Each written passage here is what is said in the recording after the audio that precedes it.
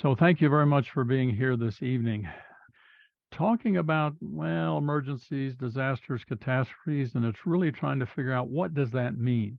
Because it can mean a lot of things to different people. So how would you characterize those things? We talk about the threats, and if you have not watched that program that I just put up this week here, the biggest threat that we face, the worst threat that we face, I'll encourage you to do that. I'll show you where to go and see that because it is on YouTube now. But we have a number of threats in our life. But if we're thinking about these threats, it's like, well, which are the worst? What are the things I really need to be concerned about? Now, the one that I presented was one of those things that's unthinkable, therefore it can't happen in some people's minds because it's just too much, it's too big, it's too bad. My mission, of course, is to reach and teach as many people as possible about some of these principles of provident living, not just lists of things to buy and skills and those things. You need to have things, but it's really about and understanding how and why things work. Because the truth about life, as I say all the time, is things happen. Be prepared, and if you are prepared for the worst, that's why I look at the worst. If you're prepared for the worst, then well, it can be an adventure rather than something that's terribly scary and worrisome and what have you. And there's some pretty ugly things that can occur. Well, with that thought in mind, and I've mentioned that the way that I used to teach and the way that most people are teaching, you're talking about all this cloud of things that could happen. Because I hear people asking, and you'll see it on YouTube, you'll see it other places where somebody says, well, what are you preparing for? What is it you're getting ready for? And to me, that's kind of misleading because if you prepare for something, it doesn't happen, but something else does, that's a problem. And of course, I've always talked about all the many different things you need to be ready for them. And if you're working in these 9 provident living modules that I teach about, and if you take care of all of those things, then really you take care of them.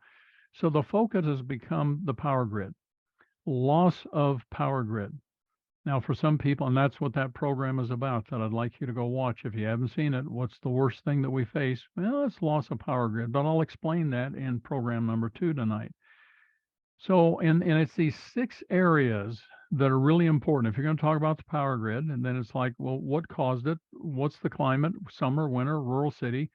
And if you're covering it for all of those situations, those conditions, those places, then you've really got everything covered. I'll explain that as we go along. That's why I'm doing some of these short little classes, because if you understand this, you've got it taken care of. Now, this idea of emergencies versus disaster versus catastrophe, and we all use those words, and somebody's emergency might be somebody else's disaster.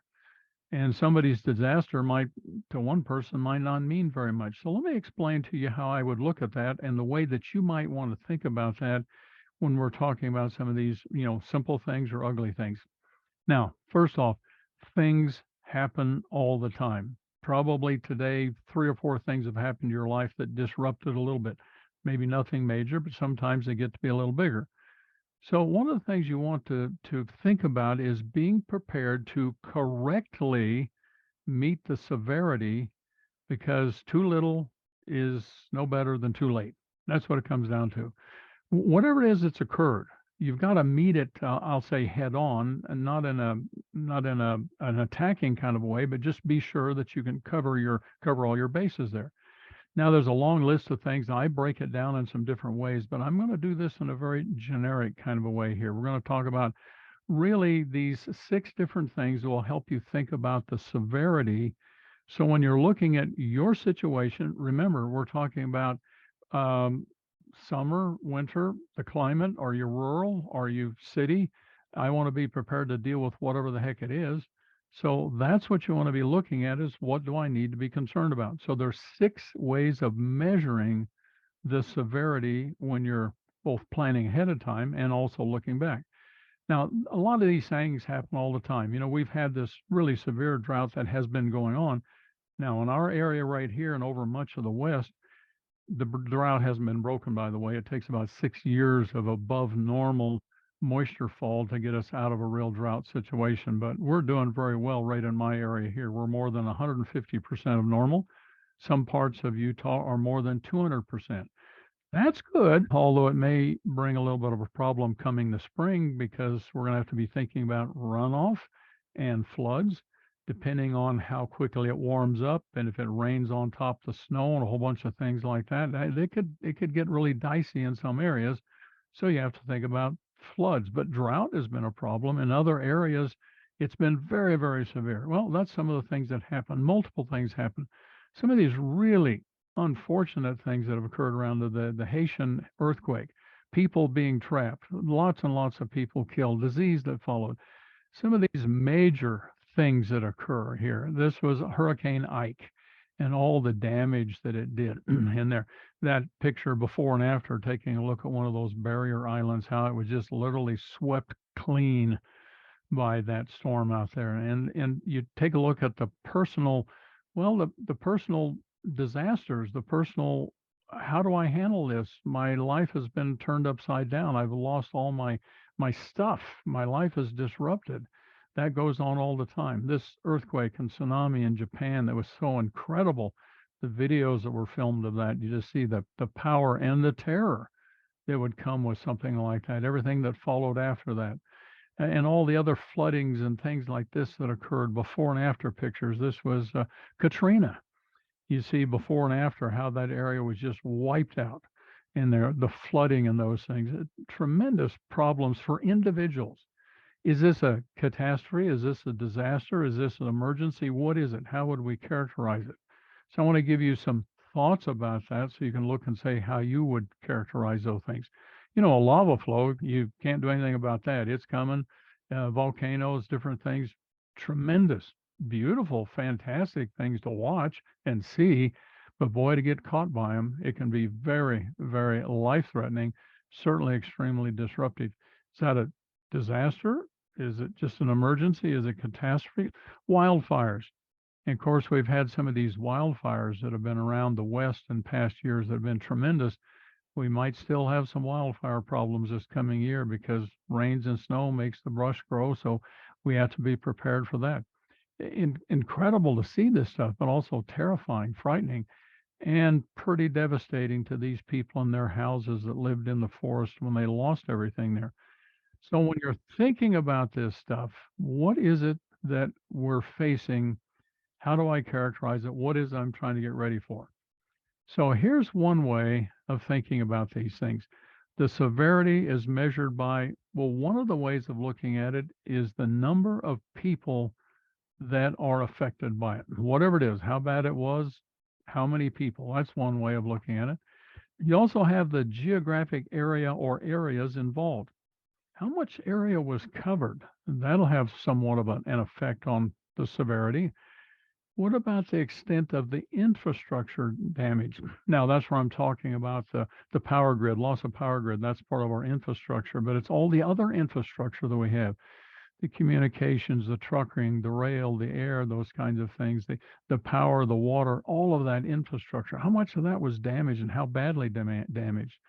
I call it a dynamic severity assessment perspective. Here's a perspective to think about. You know, you look at it and say, well, is it just an individual? Now, for an individual, it might be, well, pretty catastrophic, pretty awful in that. But maybe we want to look at it in terms of a larger society, you know, family, household, that can be really bad. Here's a really unfortunate, ugly picture right here. This was something that was catastrophic for that family, for that individual in Katrina that occurred. So, but we can also think in terms of the area that is covered, the neighborhood, a city. How about counties or an entire state? What about the region or a state that might be involved? Now, if it's a small state, maybe a region would take in more than one state.